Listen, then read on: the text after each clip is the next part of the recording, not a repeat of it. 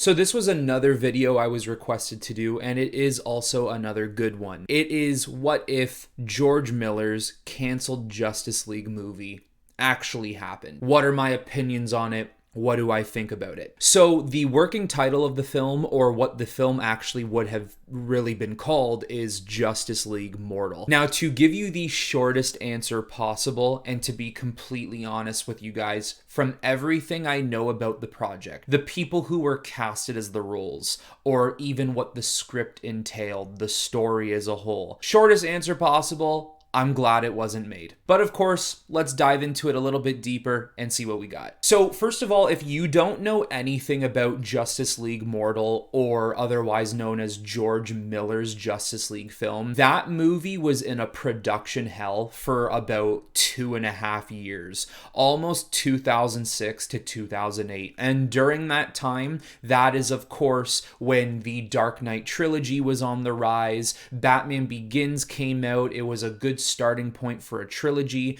Then eventually The Dark Knight came out and completely canned any possibility of this Justice League movie ever being made. This Justice League film suffered with way too much back and forth. Filming's gonna start this day. No, it's gonna start this day. Oh, we're gonna start filming in Australia. No, we're actually gonna go start filming in Canada. You know what? We're gonna start filming in March 2007. Actually, it's gotta be April 2007. Back and forth, back and forth. It was too much and things got too complicated. Essentially, the movie was going to be based off of a comic book called Justice League Tower of Babel, and that is basically how Batman has contingency plans for all Justice League members, just in case he does need to bring them down or beat them. But unfortunately, Ra's al Ghul gets the plans to these and takes down the Justice League on his own, and Batman and the Justice League needs to take down Ra's al Ghul. In George Miller's Justice League, it was going to be similar, but they were going to add a couple of more characters.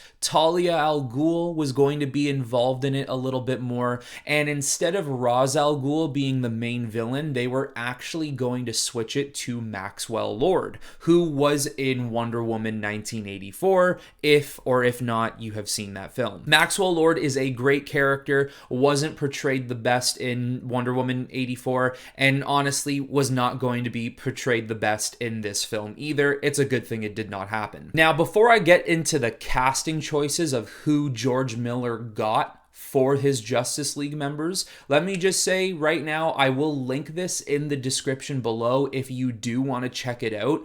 The entire script has been leaked for that movie. It got leaked like 5-6 years ago. Still to this day, I have never read it. I did briefly read some pieces of it before making this video. I didn't like it too much, I'm not gonna lie. It's very campy and almost a little cheesy too. So if you want to read the script, go to the description below, click on the link, read it. It's 128 pages, keep that in mind. But if you do want something to do and you're a little bit bored, go check it out. Now, if you don't know who George Miller is, he is a very prominent filmmaker, but he is best known for his work in the Mad Max series. He created that world. All of a sudden, you might have this perception of George Miller that he does like to do things a little bit differently. He likes to change things up quite a bit. A lot of people always dog on Zack Snyder because he's different. He likes to do things that a lot of other filmmakers in superhero films wouldn't do. Whether you like his films or don't, you can't deny that that is exactly what he does. He is a very different storyteller that a lot of people do agree with or can't agree with. And I'm telling you right now, George Miller would have done the exact same thing with his DC universe. And the differences he would have chosen to do in his films can already be felt the minute you look at his casting choice. So let's go look at that. So as Batman, he chose Armie Hammer. And I'm actually not fully against it. Like, I'm not, oh my God, why?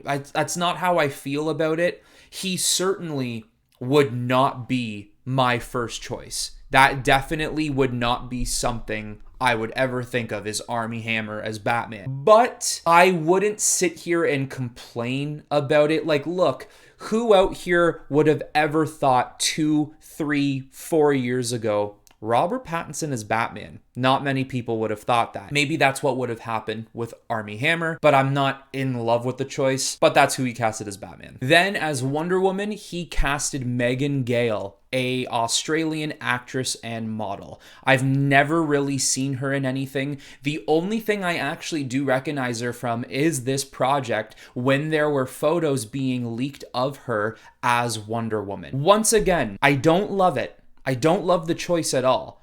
I understand what he's looking at when he sees her as a Wonder Woman. I understand it. She would not have been my first choice. The photos of her as Wonder Woman, I don't really like the suit. Not a big fan of it. Honestly, when I look at her, sure, she could be Amazonian. There's no problem with that. I see her more as Hippolyta, her mother, not so much a Diana. It is what it is. If you do want to check out the photos of her, they're really easy to find. Just type in Megan Gale, Wonder Woman. Then, as the big dog Superman, he casted this guy, DJ Catrona, and I'm not feeling him. I'm not feeling this one at all. I do not think this would have been a good choice for Superman. He's actually part of the Captain Marvel family, the Shazam family in the new movies, and I'm sure we're going to be seeing him again in Shazam 2. But as a Superman, I don't really like it.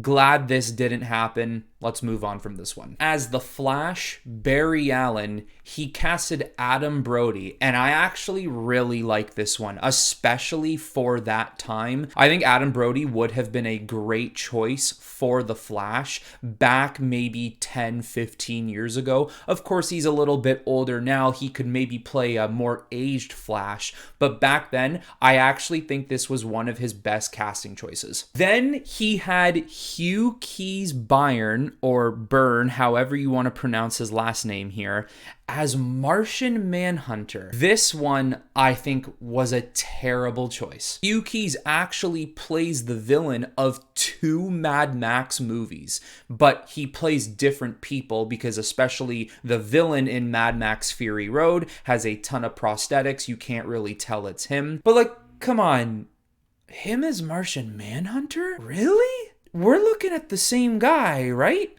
No. And because I said Talia al Ghul was playing a little bit more of a prominent role in this movie, he got Teresa Palmer to play Talia al Ghul. I don't think I would have gotten Teresa Palmer to play that role when the more I'm looking at Teresa Palmer right now, I see a Supergirl, like blonde-haired Supergirl. That's kind of what I'm seeing right now. I'm not seeing Talia al Ghul. I always kind of picture Talia al Ghul to be Latina or Middle Eastern. I don't see this one at all. I don't really like this casting choice. Then we have Zoe Kazan, or Kazan, not exactly sure how you say her last name either, but she was supposed to be playing Iris West, and I'm pretty sure she's actually married to Paul Dano in real life, who just played the Riddler for the Batman. This casting choice doesn't bother me at all. I think this one is fine. Then we have Santiago Cabrera, and I'm pretty sure he is actually from the new Star Trek show, Picard. That's where I'm recognizing him from. But the choice for him was Aquaman. I'm okay with it. I don't really have a problem with this one at all. Once again, though, a lot of these acting choices for me seem to be kind of like, it's not who I would have picked. I could possibly understand why you're picking them, but I wouldn't have picked them. Then, as the main villain for the film, Maxwell Lord, he wanted Jay Baruchel, the Canadian actor. I mean, I'm not saying he couldn't be some sort of superhero or supervillain. I just don't really know if I see him as a Maxwell Lord. You also got to remember here, I'm really tied to the comic books. I know how a lot of these characters look. And I know sometimes you can get away with switching up the look of characters, but when I think of Jay, the last thing I think of is like a Maxwell Lord. Actually, when I look and think of Jay, I'm thinking of like a Plastic Man or something. Like, I think he'd be good as that. I don't really see him as a Maxwell Lord. Then the Green Lantern in this movie was not going to be Hal Jordan. It was actually going to be John Stewart, which if I was to ever make my own Justice League, my Green Lantern would be John Stewart as well. But as John Stewart, he wanted Common, the rapper. actor. And I actually like that. I think Common as Green Lantern, Jon Stewart, I actually think that would be really good. I'm down with that casting choice. I'm a little surprised Common has not been casted as something else in DC or Marvel ever since that Suicide Squad, if we're gonna call that a movie. I'm really surprised he hasn't been anything else since. I would have actually really liked him as Jon Stewart Green Lantern. And honestly, this one might have to be the saddest one because of what happened to him. It is really unfortunate that he passed and that he passed so damn young. Rest in peace to Anton Yelchin. He was going to be cast as Wally West Flash. Anton was going to be playing Wally West because Adam Brody's Flash, Barry Allen, was going to die at the end of the film. And then Anton was going to take his place as Wally West Flash. I love that. He would have been an awesome Flash. I really, really like this. And let me just say in general that Anton Yelchin would have been an unbelievably popular actor if he did not pass away so freakishly. Really, really unfortunate what happened to him. Again, rest in peace to Anton, but I do really like that casting as well. So when I look at this cast list, I'd say it's split into 3 categories. Most of them I'm kind of like, no, but okay. Or I'm just straight up like, no, don't like it. There's only 3 that I do actually like, and that would be Adam Brody as Barry Allen, Common as Jon Stewart Green Lantern, and Anton Yelchin as Wally West Flash. Now, there is a bunch of concept art and photo stills of certain characters that you can find on the internet. I am just in general happy this movie didn't end up coming out, or it didn't end up being made. What I believe they were going to do is they were going to kick off this DCEU, if you will, with this movie. But then after that Justice League film, I believe everyone was going to start getting their own solo films to kind of fill out the wider world before coming back for a Justice League 2. So Batman, Superman, Wonder Woman, Green Lantern, Flash, they were all going to get their own films, but then they were obviously going to do a trilogy of Justice League films as well. I don't think that the story was just at fault because, like I said, I skimmed through the script and it wasn't looking the best, but I think the acting choices weren't the best either. Sometimes you do need a heavy-hitting actor or actress to headline a team like this. You know, even if you want to make a team of superheroes with a lot of unknown actors, that's fine. But usually you do need a heavy-hitting person to lead that team, to essentially say, you know, oh, look, Ben Affleck's Batman, who's he surrounded by? Ray Fisher is Cyborg? Never heard of him. Ezra Miller is Flash? Never really heard of him. You know, I'm not saying Gal or Jason Momoa or Henry Cavill weren't big either, because they are.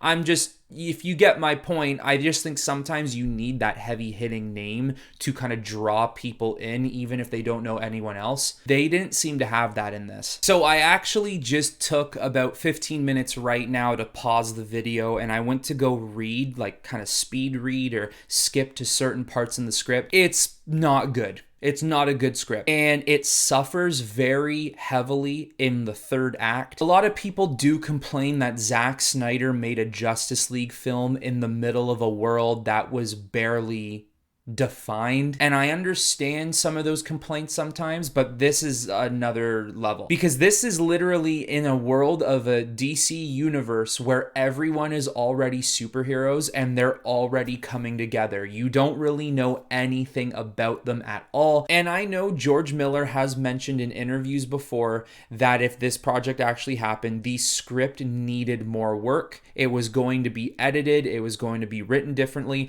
Maybe the final product of what he had in mind would have looked better, but I still think there are certain things that suffer in the film, and mainly I think that is the casting choices. I don't think the casting choices for a lot of these characters would have translated well on film at all. So if you do want to know a lot more about this film, and I'm talking about like deep into the production of things, setting up this movie and why it never happened, there are videos out there explaining what happened to this film. I mainly made this video just to talk about my opinions on it, why I'm glad it was never made. In my opinion, if people think that the Zack Snyder world is not good, they wouldn't want to see this, because I have a feeling this would have been worse.